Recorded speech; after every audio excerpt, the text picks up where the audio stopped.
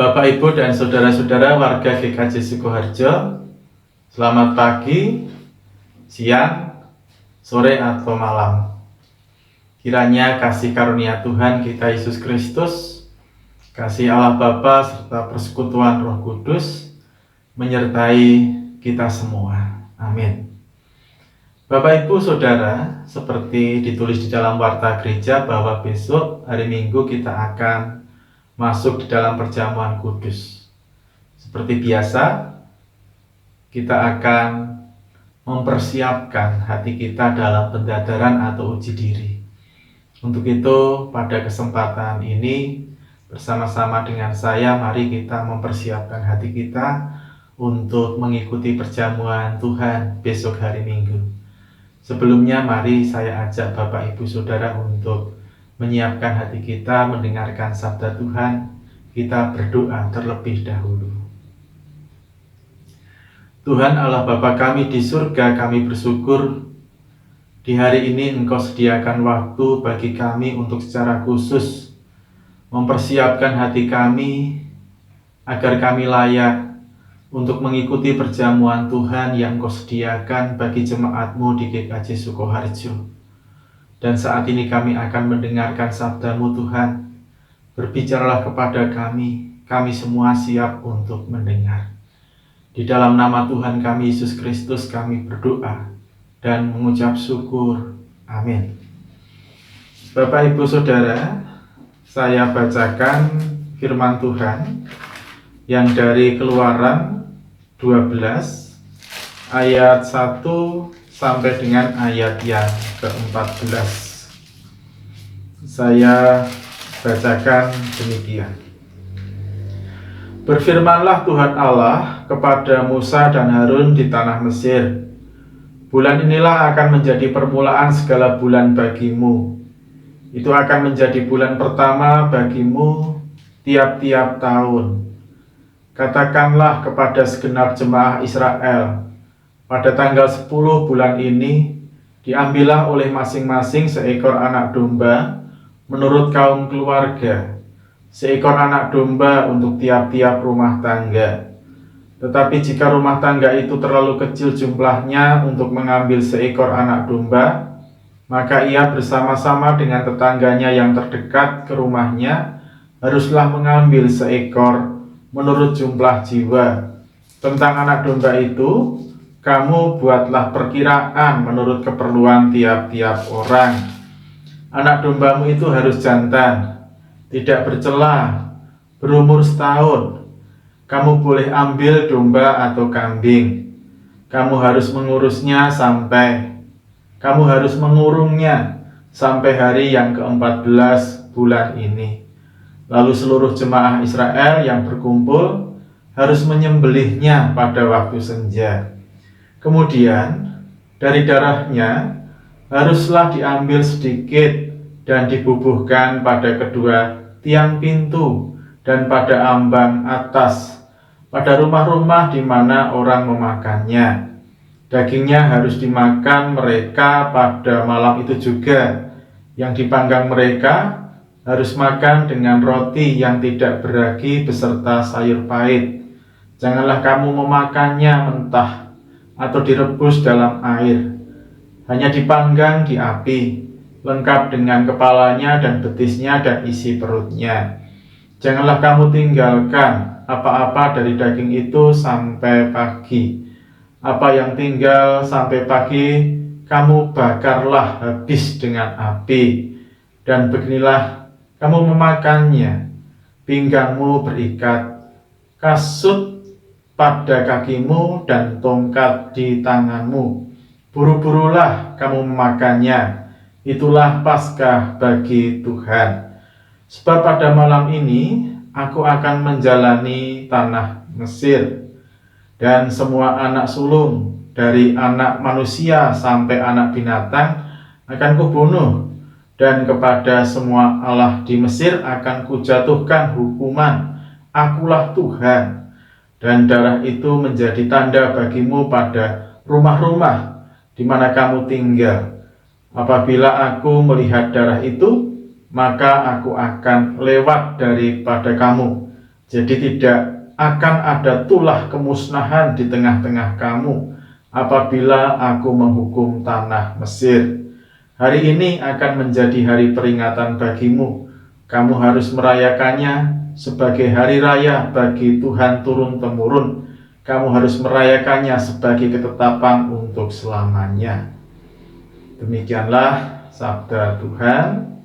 Yang berbahagia adalah setiap kita yang mendengarkan firman Tuhan dan memeliharanya dalam hidupnya. Amin.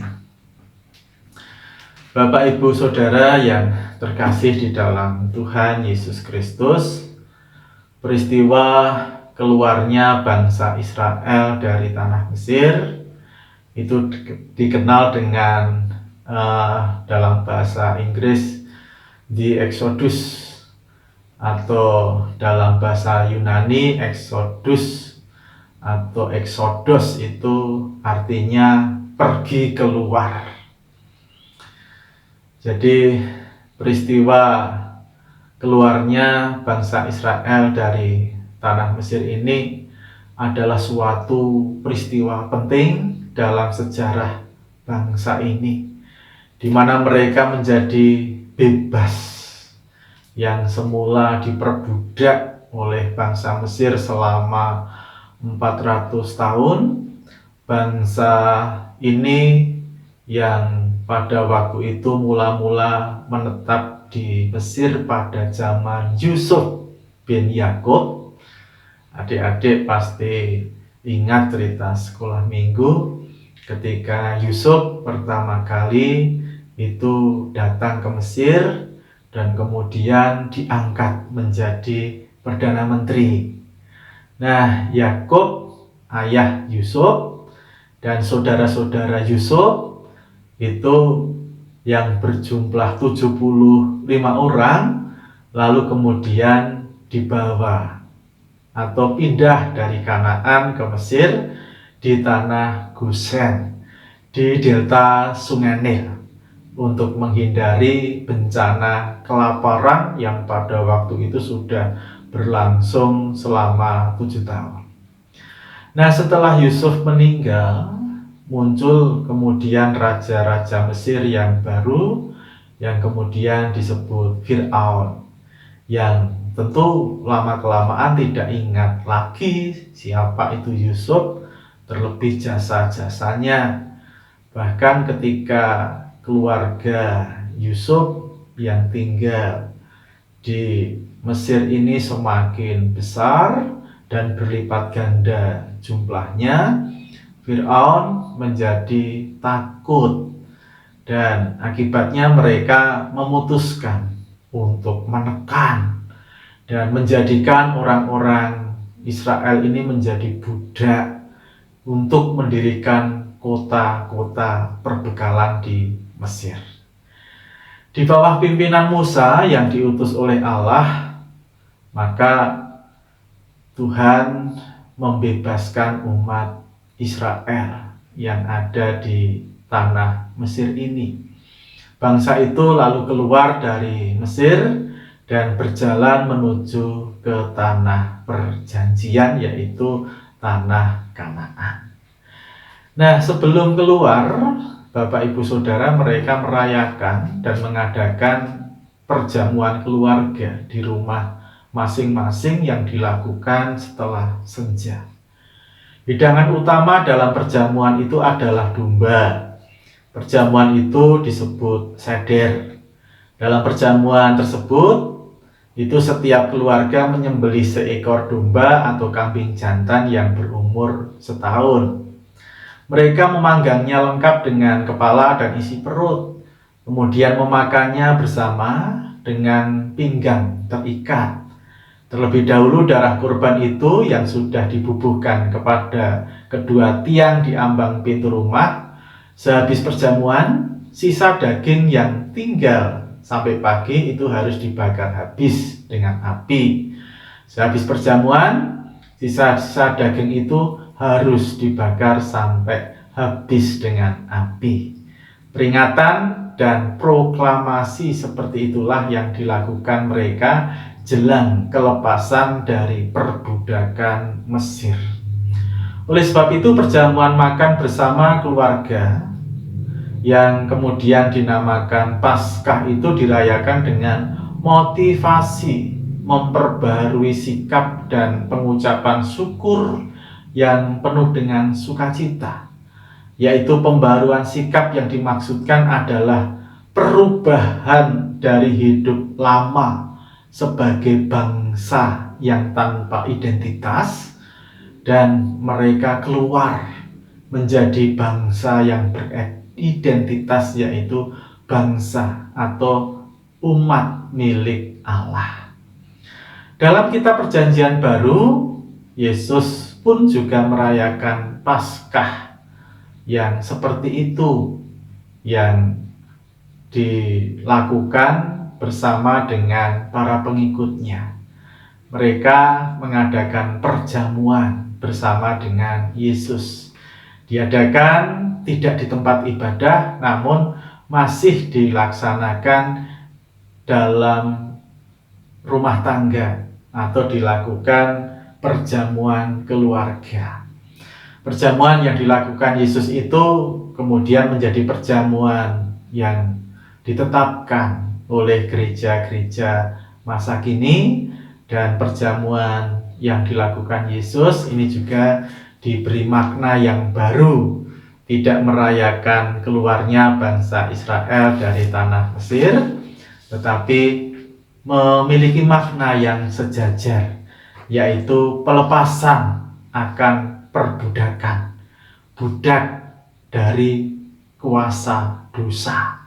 Dan karena pengorbanan anak domba Allah, yaitu Tuhan Yesus Kristus, maka para pengikut Yesus itu dibebaskan.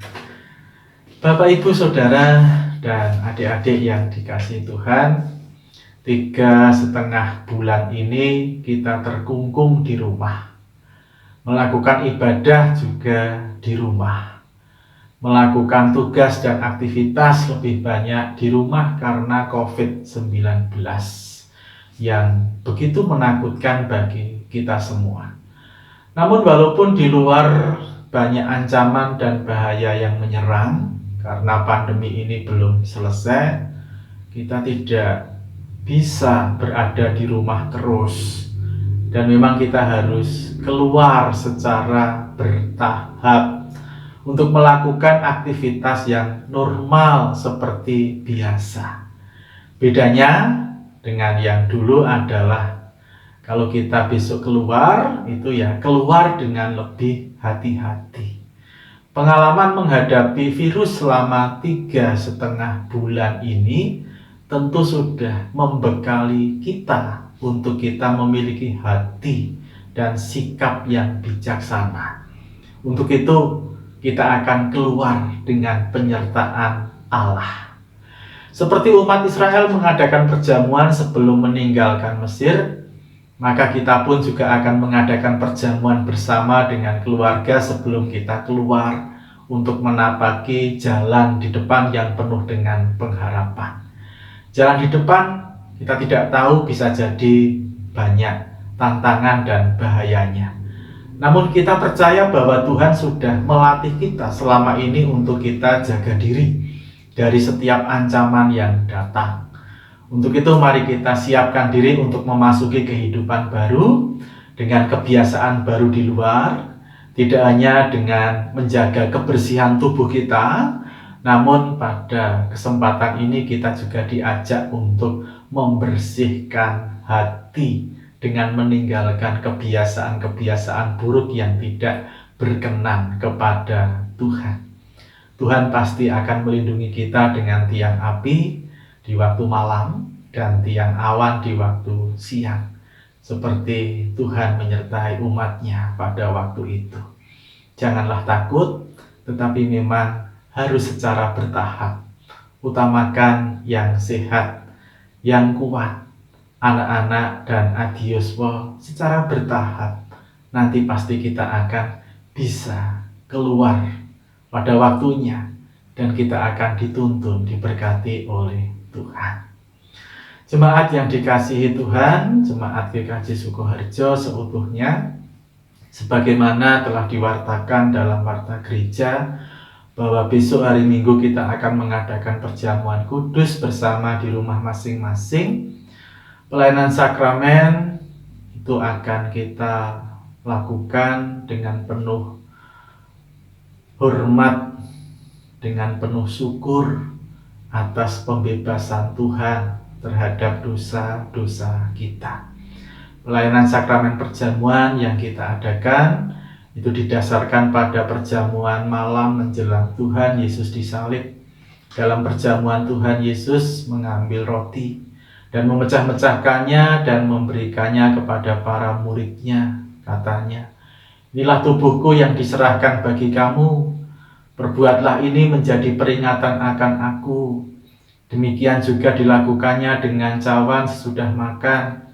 Ia berkata, cawan ini adalah perjanjian baru oleh darahku yang ditumpahkan bagi kamu.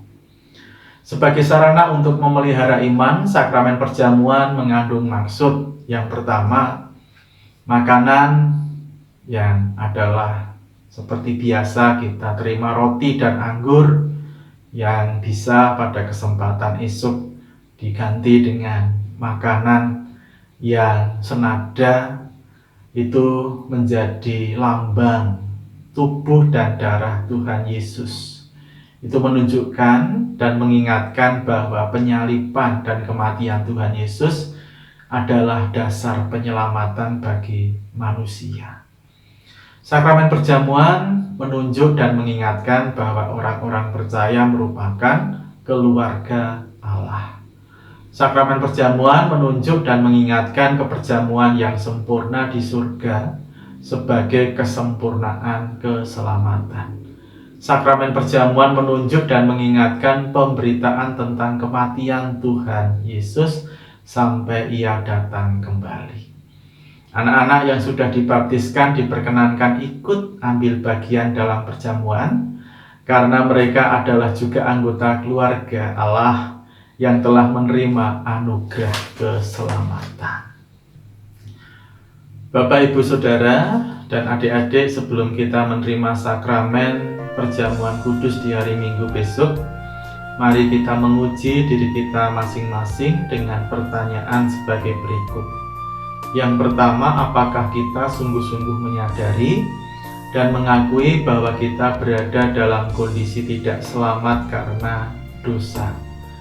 Dan dengan kekuatan serta usaha sendiri kita tidak mampu melepaskan dari kondisi dosa tersebut, sehingga kita membutuhkan juru selamat yang berkuasa melepaskannya. Yang kedua, apakah kita sungguh-sungguh bertobat dan menyerahkan diri dengan penuh keyakinan kepada Allah yang menyelamatkan manusia melalui kematian dan kebangkitan Tuhan Yesus Kristus? Dan yang ketiga, apakah kita sungguh-sungguh bertekad menyerahkan diri untuk hidup sesuai dengan firman Tuhan? Dan yang terakhir, apakah kita sungguh-sungguh bertekad senantiasa menjalani hidup penuh syukur atas anugerah penyelamatan Allah? Atas pertanyaan yang ditujukan pada diri kita masing-masing itu, bagaimana jawab Bapak, Ibu, Saudara? Silakan dijawab secara pribadi.